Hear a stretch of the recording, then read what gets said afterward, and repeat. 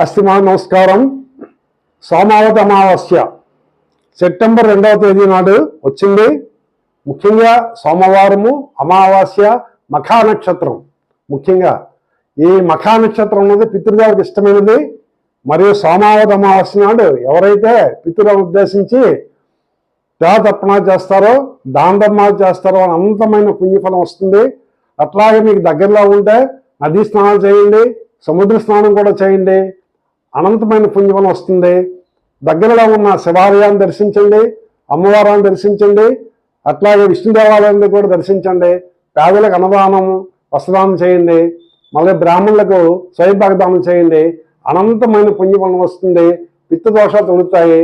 మీ యొక్క సంతానము మంచి అభివృద్ధిలోకి వస్తుందని శాస్త్ర ప్రవచనము తప్పకుండా ఆచరించాలని కోరుకుంటూ సెలవు తీసుకుంటున్నాను. నమస్కారం.